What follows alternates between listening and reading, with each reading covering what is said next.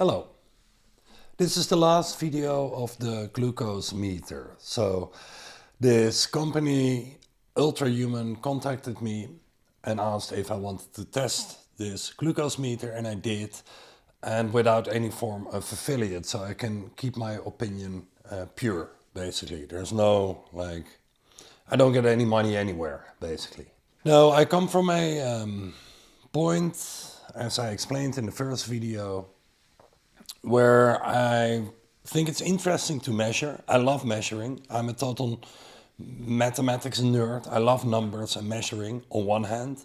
Yet I find that you shouldn't over measure too much, for the simple reason that it makes you go into your head. Yeah, so this is for the Aura Ring, the Apple Watch, how many steps you take per day, and also for a glucose meter. You know, if you don't have any signs of diabetes, why would you wear a glucose meter and check if you may be prone to diabetes? You know, let me get this straight. I'm very aware of the fact that I'm a bit cocky on that hand. You know, I think it's just doesn't work to overmeasure. I meet too many biohackers that are living in their head continuously. Oh my God, I should take 10,000 more steps a day. Or, oh my God, I cannot eat a banana anymore, you know, because that spikes my glucose level.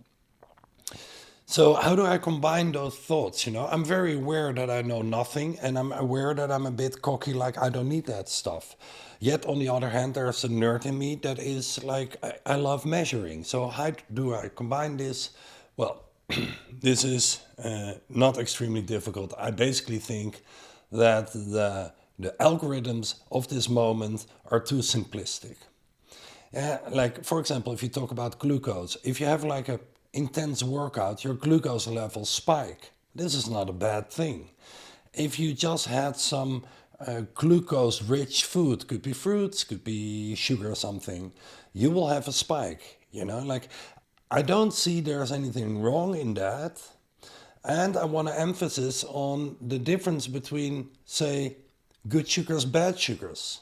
You know, like refined white sugar is different from Brazilian brown mascava sugar, and is different from honey, and is different from fruits. All contain glucose and fructose. Still, some are better than others. And I think the point of nutrition in general is not per se that you skip the carbs, but you exchange the over refined carbs into less refined carbs, if you know what I mean. You know, like white sugar from the factory is less healthy than say sugar that comes from fruits. A very cheap oil where you bake your French fries in is different than high quality olive oil or high quality hemp oil or flaxseed oil, to name a few. So for me, that is probably more important than the fact that you take in whatever, fat, glucose, carbs. And I basically, and this is very intuitive from my side, I don't buy that these algorithms know more than if we would let it up to our body. So, you know, another thing is that for example, if you talk about the Aura Ring, your sleep quality. I've met a few people, more than a few people. They completely panic because it shows like less than 50% of sleep quality. Well, I'm from a history of not being able to sleep so much, you know, very high active, basically, very hyperactive, although ADHD didn't exist when I was young, you know, lucky me. So I kind of feel that, yes, it's interesting to measure things, yet those algorithms don't know everything. So how can you use devices like this? Well, you can test it out, I would want to say. You know, because I have to be honest that although I come from a pretty cocky side where I don't need that stuff, you know, I do my breathing, I do my exercise and my shower cold, I'm okay. I have a strong mindset where my mind is often saying, I'm okay, although I have some problem in my life. And this is the core of what you could call positive thinking is, although stuff is happening in your life, say you didn't sleep last night, you're not screwed for the rest of your day or the rest of your life.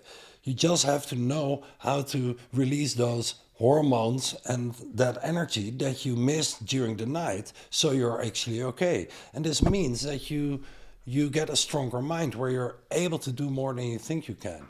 I hope I make this clear. Yet, having said that, I have to be honest that two things happened after I pulled off the glucose meter. For the first week, I was like, all the time, like, I want to check my glucose. Reach for my phone.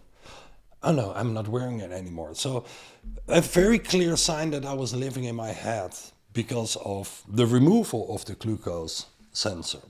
And at the same time, I'm a little bit more aware of, for example, I drink coffee with sugar, and now I drink it like half of the time without sugar. Like, I am more aware every time I put sugar in my body, and that is not a bad thing, So there's no conclusive opinion from my side, like this is bad or this is good. In general, I feel you want to really, really, really be careful that you don't live too much in the head. On the other hand, use these devices to measure what you're actually feeling, so you can keep on feeling, and then check with whatever, an Aura ring every 3 months, a week, or a glucose meter every 3 months, 2 weeks, to check if your feeling is still in tune with what the data says. But be careful not to live too much in the head. Okay, that's it for this video. See you in the next. Thank you. Bye-bye.